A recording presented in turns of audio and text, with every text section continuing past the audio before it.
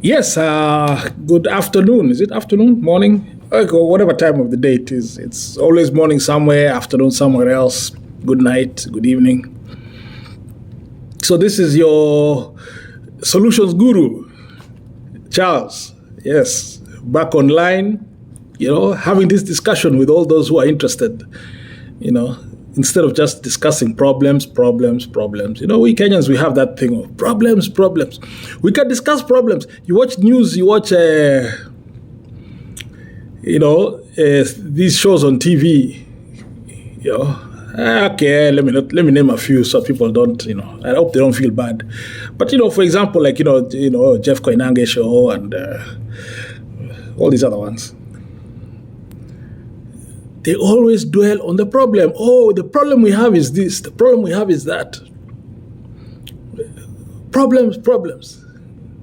Shida mingi. Tabu mingi. Oh.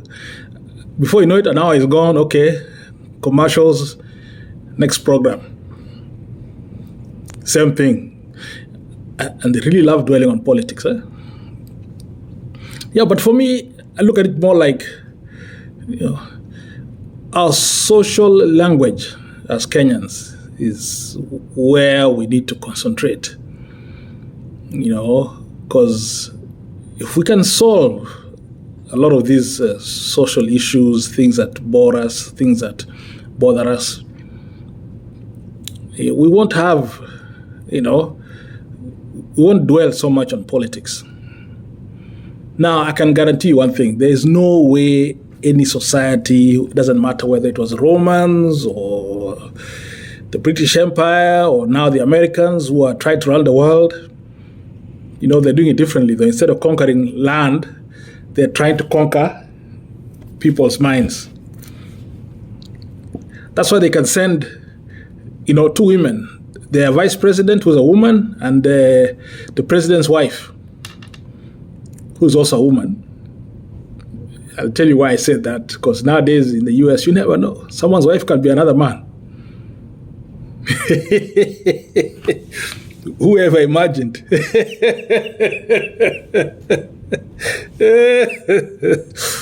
I tell you what, 2024, 2023, 2022, 2021, those 4 years, post-COVID, we're living in interesting times. Yeah. This is the stuff that, you only watch in movies, but this is the real thing. In fact, reality is stranger than fiction. Yeah, so they sent these women to come and tell Africans that our culture is no good, no bueno. Why?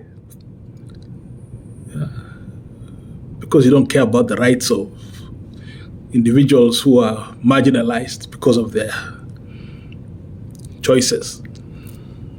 Choices, what you choose to do with your life, puts you in a category, a little box. Yeah? And because you are in that box, you want everybody else to accept you for being in that box. Not only that, but you want everybody else, to glorify you for being in that box. Yet you don't have to be in that box. And it's not like the people in that box have not existed throughout millennia. We've had people, in my culture, the beautiful Nandi culture. I love Nandis, by the way. I'm so proud of being a Nandi. But it's normal. So you have to love yourself. We had instances where there were strangers like that. What am I talking about? This culture. Men loving men, women loving women. Weird things. Okay? Enough said. You understand what I'm talking about. But they were there on the periphery. I like Bill Clinton because he said one thing that was very smart. Don't ask, don't tell. We don't want to know. Fanya vitu zako. Yeah. Culture. So let's talk about culture today. Okay. Now, the most important thing about culture is self-love. And that is a deficiency in Africa, in Kenya, especially Kenya, because, although I've been to 3 African countries right now. But I mean, you don't have to travel now. Everything's online. You go to YouTube, you go on the internet, all this. You see people traveling. That's what I love about this forum, this what we're doing here. Somebody like me who nobody would ever have even given 2 seconds or two thoughts can say something. And you can choose to watch, you can choose to ignore, you can choose to abuse, you can choose to love, you can choose to like, you can choose all those things. And the choice is yours. I'm not going to go around telling you like me or, subscribe. Even if you do, thank you. But if you don't, hey, it's okay. It's all on you. But let's talk. For the few that want to listen, let's talk about this thing. Self-love. What does it mean? Personally, my definition of self-love is acknowledging that we're all individuals going through this life.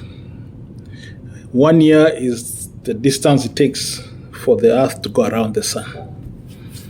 And most people will never see 100 years. Maybe not even 90 or even 80. But majority, hopefully around 50, 60, 70, 80, between 50 and 70. So in those years, you develop yourself, become the best you can be, and then you leave a legacy. It's gone. You're gone, never come back. And then you live in the memories of a few, depending on what you did. Like when I love history. And I watch a lot of these history channels, especially just the past. I'm just curious what's going on. And then when you see, I like the Roman, because I'm very amazed at how those people could build the structures that they built, the roads that they built, the way they traveled. They had no cars. They had no automated transportation. Yet the things that they built, those buildings, those stadiums, go to Rome, go to Italy, go to Europe, the roads, they're still there. Yeah? In UK, most of the roads are based on the foundation of Roman roads. This was, things that were built before or a little after the birth of Jesus Christ. How many years ago is that? So because when I see that, I'm like, okay, it's amazing. They could do this. Self-love. Are we able to love ourselves enough to say, okay, we can do something? That 2,000 years from now, people will look back and say, hey, there were some people called Kenyans. Or bring it closer. There's some people called Kalenjins. Or bring it closer. There were people called Nandis.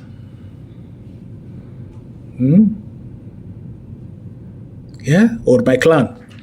Bring it closer. There was a clan called Kamelilo. Closer. There was a family called Kabrogocho. Closer. There was an individual called Charles Meto, who said one thing that people can remember 2,000 years ago, which it's a dream, but you never know. I'm still around.